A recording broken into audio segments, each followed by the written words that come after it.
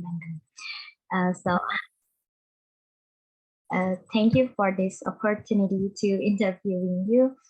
Yeah, It's that's okay. an honor with you. Okay, maybe in here we are going to ask you a question about your journey as an English teacher. Okay. Maybe let's start. The first question is, can you introduce yourself? Yeah, my name is Dave. I'm English. I'm 24 years old. Um, I currently live in England, but I was an English teacher until July this year, and I spent almost 3 years teaching English in Vietnam.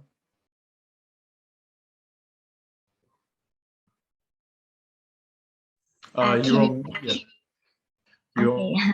sorry. Can you tell us about your journey as an English teacher from beginning until July?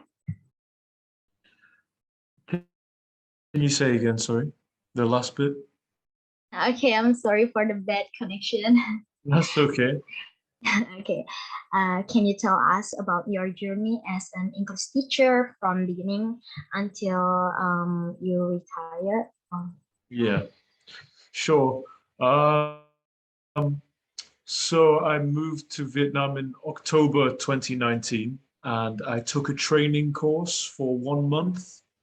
And then I started work at a private language center, which mostly taught children who were from wealthier families. Um, and then throughout throughout COVID-19, sometimes I had to work online, and sometimes when my school was lacking teachers, I had to teach in public schools as well. So it was really interesting to see the difference between the public school and the private language centers. Um, hmm. If I had to describe my journey as an English teacher as well, in terms of strictly being an English teacher, I think something that I came to appreciate towards, like from the middle of my time teaching, was teaching without a textbook and the use of emergent language. So coming into a classroom with an activity and then um, using the language and the conversations that my students have to teach them something naturally rather than show them a textbook and say, here is what we're learning today.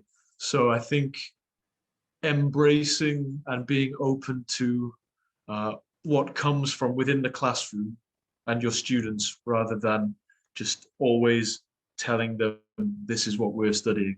I think that's something that I really learnt to include in my lessons towards the end. Okay, and the next question is, why do you choose to be an English teacher over other subjects, maybe like math or geography? Uh, so I hate maths, um, but as an English teacher, uh, it's white privilege. Do you know what I mean? Yes, sir. Yeah. Okay. So I'm a white person born as a native English speaker. So it means that I'm lucky that I can go and work in other countries and earn a good salary. So my motivation for being an English teacher was adventure and having new experiences in different countries. That's really interesting. And what difficulties and challenge that you faced when teaching English, and how do you deal with that with those conditions? Hmm. Um, in terms of, if we're talking strictly about being a teacher, then I'd say the hardest part I found was um, the pronunciation of my students, sometimes they didn't. Hmm, Sometimes no matter how many times I corrected my students, they still made the same mistakes.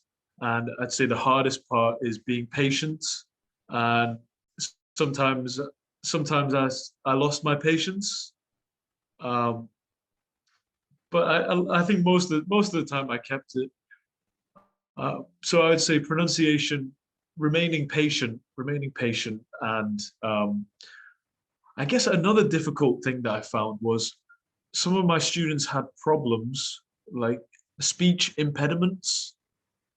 So, for example, they could not say the letter L, they could only say R. So instead of saying lion, my student kept saying Ryan. And then I checked his Vietnamese pronunciation as well, because I speak Vietnamese. So I asked him to say glass in Vietnamese, and he couldn't say Kili. He could only say Kiri. So I spoke to his parents and I asked them to help me practice with him. But even though I asked them several times, they didn't help their child. So I think um, another difficulty I would say is sometimes the parents, they will pay the money for the children to study, but they won't support the children in the studying. You say that you moved to Vietnam, right? Mm. Um, can you tell us why did you choose that country? Yeah. So I considered China, Vietnam, and Thailand. Uh, China, the salary is good, but the people are known to be unfriendly towards foreigners in some places. And life is a little less, uh, how, how do I say it? Um, Maybe it's better to compare it against Vietnam. So in China, the pay was high, but people seemed less friendly, from what I heard. Then I looked at Thailand, and the pay is not so good, and the people are also sometimes sick and tired of foreigners because of foreign tourism. But Vietnam, the pay was good, and people were people had a reputation for being friendly. So I chose Vietnam. Okay, that's all from me. And the next question will be asked by my friend. Okay, Sure. now it's my turn to ask a question. Do you teach online or in the classroom? I used to teach mostly in the classroom and only online when there were COVID lockdowns. Okay. And the next question is, what is the most memorable moment as a teacher? Uh, I think my favorite one. Um, I have two. I think one of them. I had a young student who was really clever. She was really good at spoken English, but her writing was terrible, and her reading was also not very good. And basically, I figured out that she had dyslexia. Do you know dyslexia? Yeah. Uh, So yeah. Do you know dyslexia? I've heard that, but no, I've forgotten. Okay, I'll just explain quickly. Some people are born and their mind is not as good with written and with writing and reading. So when they read, sometimes the letters move around, and they can't remember how to spell words. Um, and uh, I realized my student was dyslexic, because sometimes dyslexic people are also really energetic, like really energetic and hyperactive. So I did a test. I tested my student, and I compared her test results with another student who was normal. Um, and it was clear that she had a problem, but she was still very clever. And I asked my teaching assistants, what do you think about this student? Do you think she has dyslexia? And they said, no, she's just lazy. She's just lazy. She doesn't try hard. She is just lazy, because in Vietnam, they don't know what dyslexia is. So I said to my teaching assistants, look, I don't care what you think. I just need your help to talk to one of the parents. I want to talk to the parent to make sure this child gets the help she deserves, but also so that they don't think their child is stupid. They know that she's different, but she's still very intelligent. And I spoke to the father, and he said, uh, does she need extra help? I said, yes, she does need extra help, but she may never be as good at writing or reading as other students or other children. And he said, that's okay. I love her just how she is. And that made me really happy that he cared about his daughter like that. Uh, the other one, I helped one of my students with her IELTS test. You know the IELTS test? Yes. Yeah, I'm sure you do, and I'm sure you hate it as well. Um, but I helped my student with the IELTS test, and she got into the university that she wanted to, because she needed 5.5 on the IELTS, and she got 5.5. So I was very happy about that. Yeah, those are my two memorable experiences. Okay, the next question is what what do you like and dislike about being an English teacher? Okay, what do I like? I like that you can teach through play. You can teach students, young students especially, through games and play, and it's a very fun job. Um, I like that if you are teaching foreign students, there is a lot of cultural exchange. So you can teach them about your culture, but you can also learn about theirs. Um, I like that it was well paid. The salary was high as well. That was good. Um, Dislike.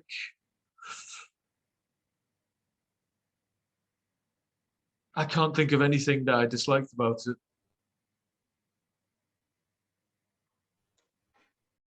Okay, next question is are you happy as a teacher and what makes you happy?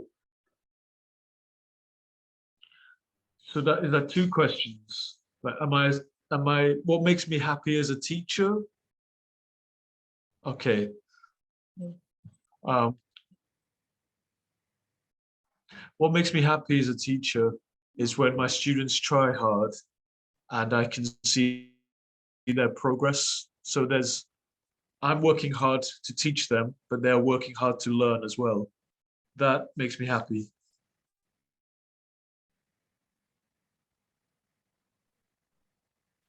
And what's the most important thing about being an English teacher? Um, hmm.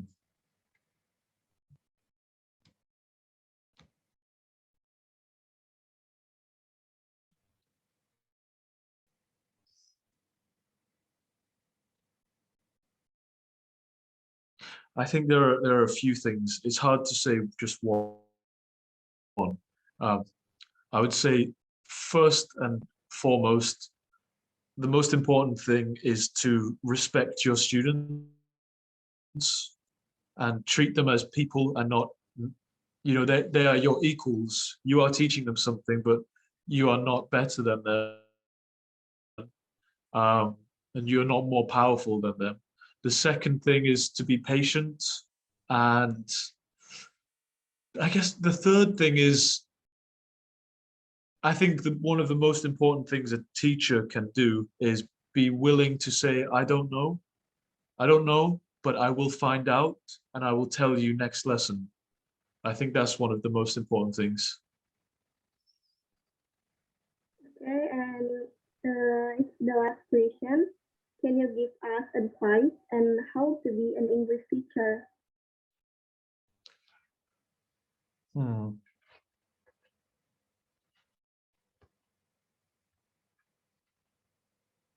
Yeah, my advice would be, um, you haven't finished learning how to be an English teacher, even when you are still a teacher.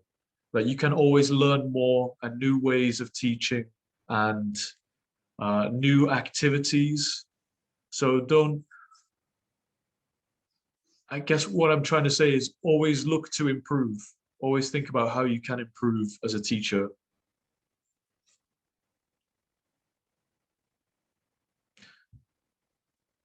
Yeah, that's it. Okay, maybe that's all from us. Before we end the session, we'd like to take a screenshot. Sure. Okay. One. Okay. One, two. Ah. So maybe Arneta will do this.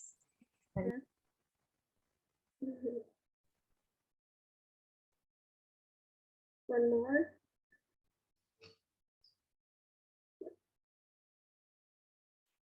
Okay.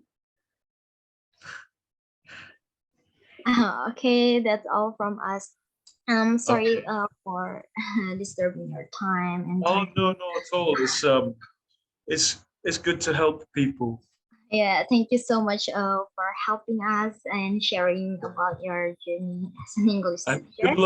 good luck to both Okay. of you in your careers as English teachers. Okay, thank you so much, sir. Okay, no problem. Thanks. Goodbye. Goodbye.